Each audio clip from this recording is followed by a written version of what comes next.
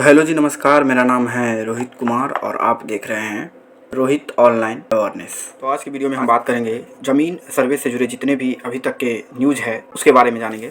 तो सबसे पहले हम समझते हैं कि ज़मीन सर्वे के दौरान सरकार द्वारा कहा गया है कि आपको ज़मीन सर्वे के दौरान मौके पर यानी कि आपकी ज़मीन पे उपस्थित रहना ज़रूरी नहीं है।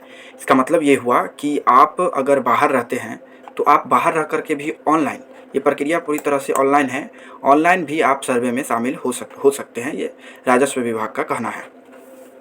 जिसमें अभी बता दें आपको कि पूरे बिहार में 534 अंचलों के जो ग्रामीण इलाका है वहाँ पे सर्वे का काम शुरू हो चुका है। ठीक है, आप अगर बाहर रहते हैं तो आप इस वेबसाइट पे ऑनलाइन जा कर के भी आप अपना प्रपत्र 2 प्रपत्र 3 भर करके अपडेट ऑनलाइन डाल सकते हैं। ठीक है, ये सारी प्रक्रिया स्टेप बाय स्टेप है, चरणबद्ध तरीके से की गई है। इसका एक वेबसाइट भी है और दूसरा हम बात करें तो एक बिहार सर्वे ट्रैकर ऐप भी बनाया गया है बिहार सरकार के द्वारा, जो प्ले स्टोर पे उपलब्ध है। आप उस पर भी जा कर के आप अपने ज़मीन सर्वे का स्टेटस चेक कर सकते हैं। ठीक है, अब आगे समझते हैं हम कि आगे आपको ज़मीन से संबंधित जितने भी पदाधिकारी है, चाहे वो अमीन हो, चाहे वो कानूनगो हो, मतलब अंचल स्तरीय जितने भी अधिकारी है उनका सारा डिटेल्स आपको वेबसाइट पे दिया गया है। ठीक है, और सर्वे से लेकर के जितने भी अपडेट है बिहार सरकार अपने फेसबुक, एक्स, जिसे पहले ट्विटर भी कहते थे, उस पर, इंस्टाग्राम पे और अन्य सभी जगहों पे दिया जा रहा है। आप वेबसाइट पर भी अपलोड कर सकते हैं। ठीक है, उसके लिए करना क्या है, तो उसके लिए प्रक्रिया बनाई गई है कि आप dlrsbihar.gov.in वेबसाइट पे जाइएगा। वहाँ पे आप अपना नाम और मोबाइल नंबर, आधार नंबर में मोबाइल नंबर लिंक रहना चाहिए, उससे आप निबंधन यानी कि रजिस्ट्रेशन करवा सकते हैं। ठीक है, तो अगर आप वंशावली अगर आपको अपलोड करना है तो आपके क्षेत्र में अगर उद्घोषणा कर दी गई है तो उसके 1 महीने के अंदर, याद रखिए 1 महीने के अंदर आपको अपने वेबसाइट पे या फिर अमीन के पास जा कर के अपना कागजात जमा करना है या फिर ऑनलाइन करना है। ऑनलाइन करने के बाद 1 महीना के बाद उससे रिलेटेड डॉक्यूमेंट पब्लिश किया जाएगा वेबसाइट पे। अगर आपको उसमें कुछ गड़बड़ी लगेगी तो आप उस पर दावा आपत्ति भी कर सकते हैं। दावा आपत्ति करने का 3 बार मौका दिया जाएगा। ठीक है, उस पर सुनवाई भी होगी। अगर दावा आपत्ति हुआ और आप उससे संतुष्ट नहीं हैं तो उस समय सीमा के भीतर आप फिर दावा आपत्ति कर सकते हैं। ठीक है, उसका SMS का भी सुविधा दिया गया है। ठीक है, तो सरकार इस सर्वे को लेकर के बहुत ही सजग है और चाहती है कि आम जनता को कम से कम दिक्कत हो और ज़्यादा से ज़्यादा सुविधा हो।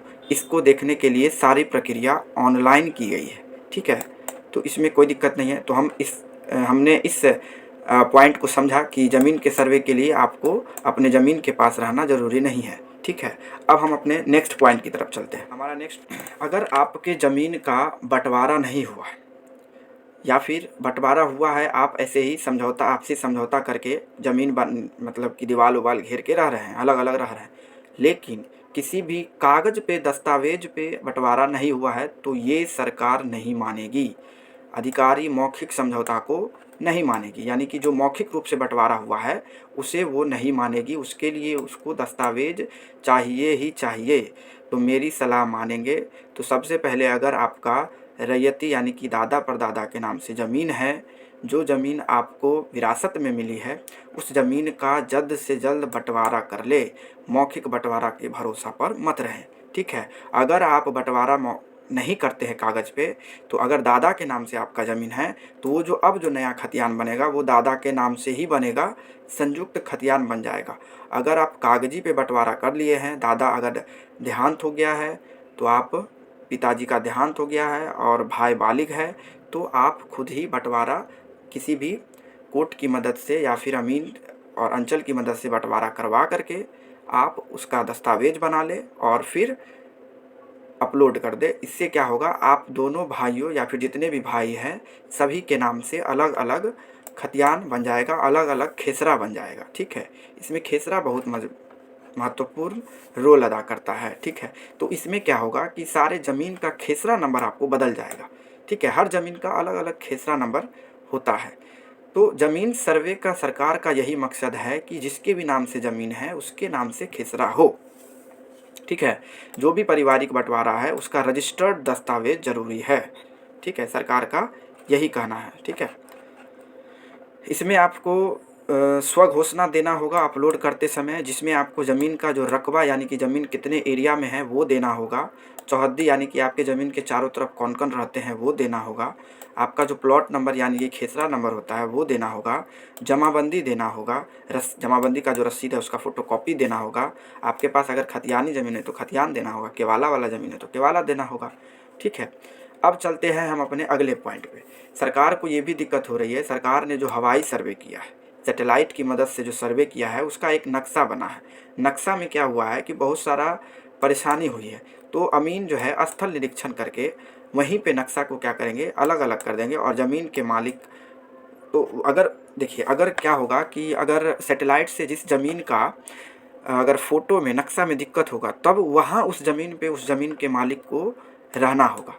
ठीक है, वहाँ पे सामने में नापी किया जाएगा और रैयत के नाम से अलग अलग नापी दे दी जाएगी। ठीक है, और दखल कब्जा की जानकारी देनी होगी, यानी कि आप जो भी ज़मीन लिए हैं उस पर कोई दूसरा आदमी तो नहीं कह रहा है कि ये मेरा ज़मीन है, मेरा ज़मीन है, दखल तो नहीं देने का कोशिश कर रहा है। तो ये होगा, अगर कोई आपत्ति नहीं करता है, अगर आपके पास दाखिल खारिज नहीं है और मतलब दाखिल खारिज नहीं करवाए हैं, केवाला वाला ज़मीन है, दाखिल खारिज नहीं करवाए हैं, कोई दिक्कत नहीं है। आप घर बना लिए हैं, आप दिखा दीजिएगा मेरा घर बना हुआ है, हम रहते हैं इसमें, वो आपके नाम से खेसरा यानी कि खतियान बना देगा आपको। ठीक है, अब समझते हैं कि कब ये सरकार के नाम से ज़मीन हो जाएगी। ठीक है, तो इसके बारे में हम समझते हैं।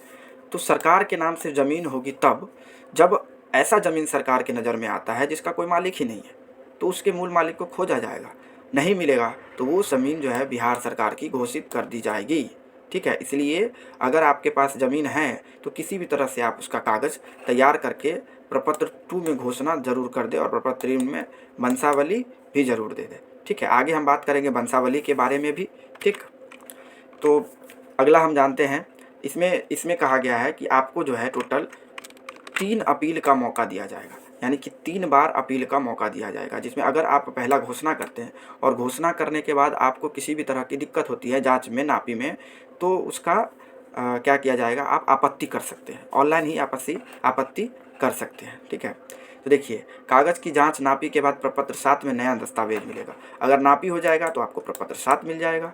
ठीक है, और उसमें खेसरा नंबर बदल जाएगा, जिसमें प्लॉट का नक्शा भी होगा। अगर गड़बड़ी है तो उसके लिए गड़बड़ी की आपत्ति करने के लिए आप प्रपत्र 8 भरेंगे।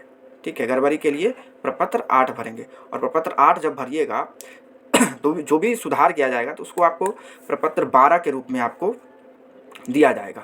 ठीक है, अगर आपको इसमें भी गड़बड़ी है तो आप प्रपत्र 14 के रूप में आप फिर से अपील कर सकते हैं, और अगर फिर भी सुधार ना हो तो प्रपत्र 21, यानी कि आपको सुधार करने के लिए प्रपत्र 8, 14 और 21 पत्र भरना होगा आपको। ठीक है, तो ये हमने समझा कि अपील का क्या प्रोसेस है। ठीक है, तो यहाँ पे आप देखिए कि कुछ कुछ वेबसाइट्स का नाम दिया गया है आपको, जिसकी मदद से आप उसका जितना भी है, अगर सर्वे का स्थिति जानते हैं तो ये जानना चाहते हैं तो ये वेबसाइट यूज कीजिए, प्रपत्र डाउनलोड करना चाहते हैं तो ये वेबसाइट यूज कीजिए, अगर आप अपलोड ऑनलाइन करना चाहते हैं स्वघोषणा तो ये वेबसाइट यूज करिए। ठीक है, और अगर आप स्टेप जानना चाहते हैं तो ये वेबसाइट यूज कीजिए। यानी कि बिहार सरकार जनता को किसी भी तरह की परेशानी ना हो उसके लिए सुविधा कर रही है। चलते हैं हम अपने नेक्स्ट पॉइंट। तो हमारा नेक्स्ट पॉइंट है कि अगर कोई ज़मीन कोर्ट में लंबित है, कोर्ट में पेंडिंग है, ज़मीन कोर्ट में चला गया है, तो वैसे मामले वाले ज़मीन का क्या होगा। तो सरकार का कहना है कि वैसे मामले वाले ज़मीन का भी सर्वे होगा, लेकिन सर्वे होगा खतियानी रैयत के आधार पे। अगर रैयत के नाम से जो पेपर है उसके पेपर के नाम से, उसके आधार पर आपका सर्वे होगा। ठीक है, अब मान के चलिए आपका ज़मीन लिए हैं, केवाला वाला ज़मीन है, और वो आपको क्या है कि कोर्ट में दाखिल खारिज के लिए आप अपील किए डीसीआर, कोई डरने का ज़रूरत नहीं है। आपके पास केवाला है, प्रपत्र 2 और प्रपत्र 3 भर दीजिए, केवाला लगा दीजिए, ऑनलाइन अपलोड कर दीजिए और उसको बता दीजिए कि दाखिल खारिज के लिए अपील किए हुए, कुछ नहीं होगा, जा कर के स्थल पे जांच करेंगे अमीन और आपका डिटेल्स देख करके आपके नाम से खाता खेसरा खोल दिया जाएगा, हो गया, सिंपल है। तो इसमें ज़मीन लूटने की कोई सरकार का मकसद नहीं है, ये सारी बात अफवाह है। ठीक है, तो आगे हम इसमें समझते हैं कि देखिए, इस मतलब कि ज़मीन सर्वे के लिए बहुत सारे पदाधिकारी प्रतिनियुक्त किए गए हैं, जिसमें सहायक बंदोबस्त पदाधिकारी मेन है, उसके बाद अमीन है, कानूनगो है। तो यहाँ पे देखिए कुछ, ये हमारा दरभंगा ज़िला का है, तो दरभंगा ज़िला के कुछ कानूनगो और अमीन का डिटेल्स यहाँ पर दिया गया है। ठीक है, आप इससे भी आप देख सकते हैं, जो भी आपका अंचल होगा उस अंचल में कौन कौन है अमीन, कौन कौन कानून है, तो उसका आप यहाँ से डिटेल्स देख सकते हैं वीडियो रोक करके। अगर आप इससे भी संतुष्ट नहीं हैं तो यहाँ देखिए, यहाँ पे एक नंबर दिया गया है, जो दरभंगा जिला के जो बंदोबस्त कार्यालय है, उनका नाम विजय कुमार है, उनसे आप संपर्क करके भी जानकारी ले सकते हैं। ठीक है, तो ये हम समझ गए, अगर कोर्ट में मामला है तो भी उसका सर्वे होगा जो ज़मीन का वहाँ पे रैयत अभी मौजूद है उसके नाम से, और जो प्रपत्र भरेंगे उसमें कोर्ट केस का भी घोषणा कर देंगे, ताकि कोर्ट का जो भी फैसला भविष्य में आएगा उसके आधार पर फिर ये बदलाव किया जा सकता है। ठीक है, तो ये हमने समझ लिया कोर्ट में जो लंबित ज़मीन है उसका क्या होगा। अब आगे चलते हैं अगला। अब देखिए, अगला पॉइंट आपका वंशावली से संबंधित है, तो समझते हैं कि वंशावली के लिए क्या किया जाएगा। तो सरकार का वंशावली के संबंध में कहना है कि जो आम लोगों को वंशावली के लिए परेशानी हो रही है उसमें कोई दिक्कत नहीं है। उसके लिए आपको एक सादा कागज़ पे अपना जिसके नाम से ज़मीन है उसके नाम से शुरू करना है, और आप अपना नाम पर उसको ख़त्म कर देना है। ठीक है, तो इस तरह से सादा कागज़ पे बना करके उसको लगा करके आप ऑनलाइन या फिर अमीन को दे दीजिए ऑफलाइन। वो ज़मीन पे आएंगे, चेक करेंगे, सही रहेगा तो खतियान खोल देंगे, बस। तो खुद ही घोषणा करना है। ठीक है, दखल कब्जा बता देना है कि मेरा दखल कब्जा है। ठीक है, तो वंशावली आप खुद ही बना सकते हैं, दस्तावेज के साथ ही घोषणा कर सकते हैं। अब यहाँ पे कुछ कुछ पॉइंट दिए गए हैं सर्वे से संबंधित, तो हम एक एक करके बता देते हैं आपको। आवेदन कैसे देना होगा, पीछे भी मैंने बता दिया, फिर एक बार और बता देता हूँ। प्रपत्र 2 भरना होगा, प्रपत्र 3 भरना होगा। ठीक है, प्रपत्र 2 में ज़मीन का दावा होगा और प्रपत्र 3 में वंशावली होगा। अब बात करते हैं कि आखिर कौन सा ज़मीन सरकारी होगा। तो जो भी अगर आपके कागज़ पे गैर मजरूआ आम, गैर मजरूआ खास लिखा हुआ है तो वो ज़मीन क्या होगा, बिहार सरकार की है। और वैसा ज़मीन जिस पे कैसरे हिंद लिखा हुआ है वो ज़मीन आपका भारत सरकार का है। ठीक है, वो केंद्र सरकार का ज़मीन है। वंशावली अब क्यों ज़रूरी है। अब मान के चलिए आपके पास कागज़ नहीं है तो क्या होगा। तो कागज़ नहीं है तो आपके ज़मीन के चौहद्दीकार यानी कि चारों तरफ कोई भी आदमी रहेंगे, उसके ज़मीन को इकट्ठा किया मतलब उसके दस्तावेज को इकट्ठा किया जाएगा, और उसके दस्तावेज से आपके ज़मीन का डिटेल्स पता किया जाएगा। अगर ज़मीन सही रहेगा, दावा सही रहेगा तो खतियान बन जाएगा। ठीक है, मौखिक बंटवारा के बारे में हम बता ही दिए कि मान्य नहीं होगा, आपको कागज़ पे बनाना ही पड़ेगा बंटवारा। अब यहाँ पे एक एक्सपर्ट की राय दिया गया है। एक्सपर्ट क्या बताते हैं बिहार ज़मीन सर्वे को लेकर के। तो सर्वे ज़मीन का मालिकाना हक है और दखल की जानकारी करनी है। बिहार सरकार का मकसद है कि ज़मीन का मालिक कौन है और किसका दखल है, ये दोनों मैच करके, और जिसका भी दखल है उसके नाम से खाता खोलना। सरकार का मकसद मेन यहाँ पे यही है। पूर्वजों के नाम पर जो ज़मीन आ रही है तो वर्तमान में जो व्यक्ति जिंदा है उसके नाम से ज़मीन का खाता खोलने का मकसद है सरकार का। ठीक है, अब खतियान कैसे बनता है, खतियान में क्या डिटेल होता है। तो खतियान में आपका खाता नंबर होता है, रैयत यानी कि जो ज़मीन का मालिक है उसका नाम होता है, उसका पता होता है, उसके बाद खेसरा नंबर होता है, चौहद्दी होता है, जमाबंदी होता है, कितना एरिया है, रकबा को ही एरिया कहते हैं, वो कितना है ये देना होता है। ठीक है, अगर दाखिल खारिज है तो दाखिल खारिज का रसीद दीजिए, जमाबंदी दीजिए। अगर नहीं है तो उसमें दखल करने वाले का नाम है, तो इसका मतलब है कि वो ज़मीन पुराना ही और आप दखल। ये देखिए, ये दरभंगा जिला के बिरौल अनुमंडल का आपको सूचना है, जिसमें क्या कहा गया है, जिसमें कहा गया है कि सर्वे पदाधिकारी के अनुसार सर्वे का कार्य हेतु स्वयं द्वारा निर्मित वंशावली प्रस्तुत किया जाना है। यानी कि आप एक A4 साइज का पेपर पे भी अपना वंशावली जिसके नाम से ज़मीन है वहाँ से शुरू करना है और अपने पे आकर के ख़त्म कर देना है। सबका नाम उसमें डाल देना है, एक का भी नाम छूटना नहीं चाहिए। अगर छोड़ देते हैं जानबूझ के दुश्मनी के कारण तो भविष्य में आपको परेशानी होगी, आप पे कार्यवाही भी हो सकती है अगर सामने वाले ने आपत्ति कर दिया तब। ठीक है, अगर आप सर्वे को लेकर के अभी आप अनुमंडल में जाइएगा वंशावली बनाने के लिए, तो देखिए यहाँ पर अगले आदेश तक निर्गत नहीं किया जाएगा वंशावली। यहाँ पे लिख दिया गया कोई तरह का एफिडेविट भी रिलीज नहीं किया जाएगा। कार्यपालक दंडाधिकारी के द्वारा एफिडेविट भी की आवश्यकता नहीं है। तो आप A4 साइज में वंशावली बनाइए और दे दीजिए, कोई एफिडेविट बनाने का चक्कर नहीं है। कोई भी बोले एफिडेविट बनाना है, नहीं जाइए। ये मैंने आपको ऑफिशियल डॉक्यूमेंट दिखा दिया है, ये कोई फर्जी डॉक्यूमेंट नहीं है। यहाँ पे आप मुहर देख सकते हैं, यहाँ पे आप साइन देख सकते हैं, डेट देख सकते हैं, बिरौल देख सकते हैं। तो ये फर्जी डॉक्यूमेंट नहीं है, इस पे आप विश्वास कर सकते हैं और कोई एफिडेविट में पैसा खर्चा करने की ज़रूरत नहीं है। एक अच्छे अपने घर में पढ़े लिखे आदमी को पकड़िए और अपने दादाजी पर दादाजी के नाम से और उसका वंशावली बनाना शुरू कीजिए।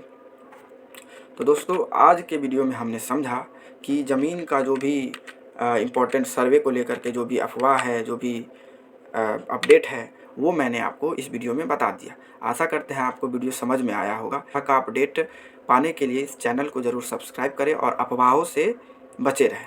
तब तक के लिए धन्यवाद। जय हिंद।